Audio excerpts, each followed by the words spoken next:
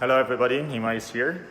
Today, Monday, April 27th, and we're gonna go through the workout that I prepared for you guys today. Today you are going to have 3 parts instead of 2, so there is a little bit more to it. I'm going to hold this piece of paper a little bit longer in front of my camera, so you're going to have time to write it down. You can just pause the video right now and just write it down, or you can go on our website. I have the detailed program on our website as well. Okay, now let's talk about part 1, which is basically the core piece of the whole entire workout. You are going to do 3 different exercises for the core. The first one, I gotta go this way because I'm going to do plank pipes. That's the first one. So I can do that from the high plank position. My hands are under my shoulders, my body looks upright, my body looks straight. Now I'm going to raise my hips or push my hip up and get my head in between my arms, and then back to the straight line. And I keep going. Each time I go up, I'm going to count it 1, and I'm gonna do 20. You can do the same motion from the low plank position, which is like this. The whole difference between these 2 versions is that if you do your plank pipes from the high plank position, obviously you have a longer range of motion. So do 20 of those, and then lay down on your back in order to do 20 ankle taps. So I'm laying down on my back, my knees are bent, feet are flat, and I'm holding my arms just beside my body.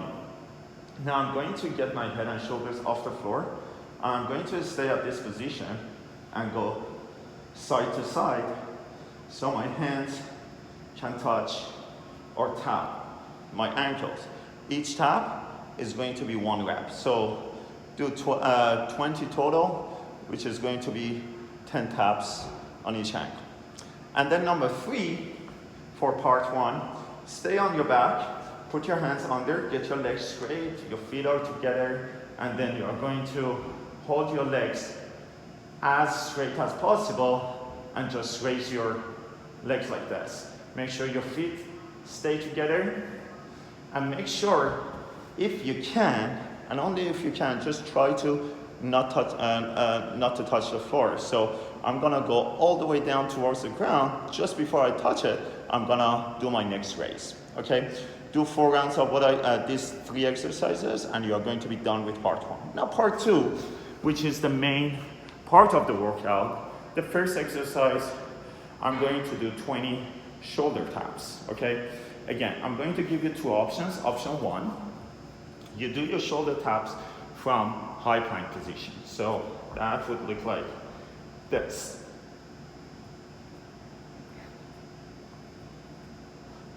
So as you see, I'm just tapping my shoulders, my body is straight, and I was not rocking my body. So that is the most important thing you need to pay attention to. When you're doing your taps, you don't want to really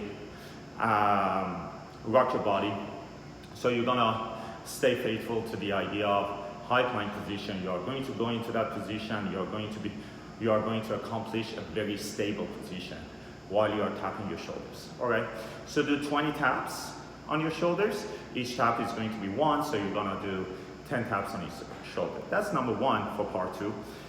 Number 2, we are going to do 20 target work. Now, this one is pretty hard, but definitely one of my favorite. Now, what I'm gonna do, I'm going to go into my target position. You might ask what the hell it is, so sorry for my language, but the position is going to feel a little bit difficult or awkward. What I'm going to do, the knees are underneath my hips, so I have 90-degree angle in my hips, in between my thighs and my torso, and then my hands are underneath my shoulders. Now I'm gonna go ahead and get my get my knees off the floor, but I'm going to hold them close to the floor. They're just off. I'm going to make sure the external rotation is there in my humerus. Now I'm going to walk like forward, and then so there are three things I'm paying attention as I'm walking forward in that position. A, I don't want to lose the external rotation in my humerus. B, I'm going to make sure my spine is nice and straight, exactly like, so basically I don't want to curve my spine like this, I don't want to hyperextend my spine either. I'm going to have it at neutral position. And then number three, I don't want to push my knees further up when I'm walking. So knees just off the floor and hold them there as you're moving forward, okay? When you move each hand forward, you are going to count one. And then number three in part two, which is the last thing you're going to do, the third exercise for part two, you're gonna do 20 backward bear curl. Now, let me show you the bear position. It looks like this. My arms are straight, my legs are straight. Now what I'm gonna do, I'm gonna start crawling backwards. So I'm going to push my hand into the ground so I can push my body backward. And I want you guys to do it exactly like that. Lead with the arm, not with the leg, because you are going to target your shoulders. So it is going to look like this. Right? Let me show you one more time. So arms are straight, legs are straight, they are going to stay straight. And I'm leading the motion with my arms because I'm actually pushing my hand into the ground, so I'm basically pushing my body backwards, going backwards, all right?